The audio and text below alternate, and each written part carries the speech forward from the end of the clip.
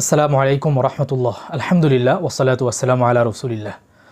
অনেক মানুষই আছে যারা অপ্রয়োজনে ঋণ করে। এই বিষয়টা যে কতটা খারাপ এই ব্যাপারটাই আমি তুলে ধরার চেষ্টা করব। হজরত রসুল করিম সাল্লাল্লাহু আলাইহি ওয়াসাল্লাম সাহাবায়ে কেরামের জানাজা পড়াতেন।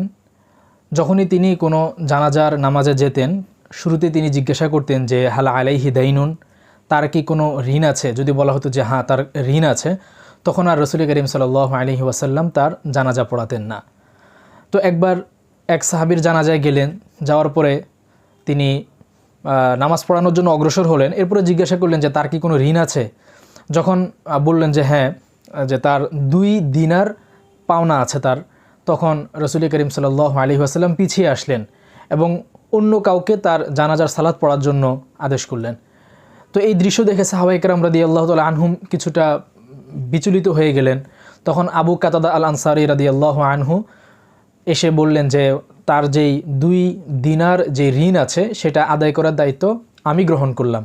তখন রাসূল করিম সাল্লাল্লাহু আলাইহি ওয়াসাল্লাম যখন নিশ্চিত হলেন যে এই ব্যক্তির ঋণ আদায়ের দায়িত্ব অন্য আরেকজন সাহাবী নিজের কাঁধে নিজের জিম্মায় নিয়ে নিয়েছেন, এরপর রাসূলুল্লাহ সাল্লাল্লাহু আলাইহি ওয়াসাল্লাম ওই সাহাবীর জানাজা পড়াতে রাজি হয়েছেন। তো চিন্তা করে দেখেন এটা কতটা মারাত্মক হলে রাসূল করিম সাল্লাল্লাহু আলাইহি ওয়াসাল্লাম জানাজা পড়াতে গিয়েও তিনি পিছিয়ে আসতেন যখন জানতেন যে ওই ব্যক্তি ঋণ মাথায় নিয়ে মৃত্যুবরণ করেছে। এক হাদিসে রাসূল করিম সাল্লাল্লাহু আলাইহি ওয়াসাল্লাম ইরশাদ করেছেন যে কোনো ব্যক্তি যখন আল্লাহর রাস্তায় শহীদ হয় তার সকল গুনাহ মাফ হয়ে যায়, শুধুমাত্র ঋণ ছাড়া। ঋণের গুনাহটা শহীদ হওয়ার পরেও সকল গুনাহ মাফ হয়ে গেলেও এই গুনাহটা তার রয়ে যায়। আমরা অনেকে আছে যারা প্রয়োজনে অপ্রয়োজনে এবং খুব সামান্য সামান্য কারণেও ঋণ করে থাকি, মানুষের কাছ থেকে ধার দেনা করে থাকি।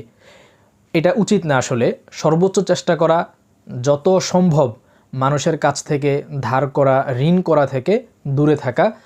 যদি নেহায়াত যদি কোনো প্রয়োজন পড়ে, এমন প্রয়োজন যেটার কারণে অন্য কোনো উপায় পাওয়া যাচ্ছে না, সেটা ভিন্ন কথা। কিন্তু সামান্য সামান্য প্রয়োজনে, দরকারে অদরকারে বিলাসী জিনিসপত্র কিনতে গিয়ে নিজেকে ঋণী বানিয়ে ফেলা, এটা মোটেই উচিত না এবং ইসলাম এদিকে উৎসাহিতও করে না। কারণ আমাদের জানা নাই কার কখন মৃত্যু চলে আসে। যদিও ঋণ করার সময় হয়তো নিয়ত থাকে যে ঋণটা আমি আদায় করে ফেলবো, কিন্তু যেহেতু জানা নেই যে কখন আমার মৃত্যু চলে আসবে আর ঋণের বোঝা মাথায় নিয়ে যদি আমার মৃত্যু হয়, তাহলে এটা খুবই খারাপ একটি বিষয়।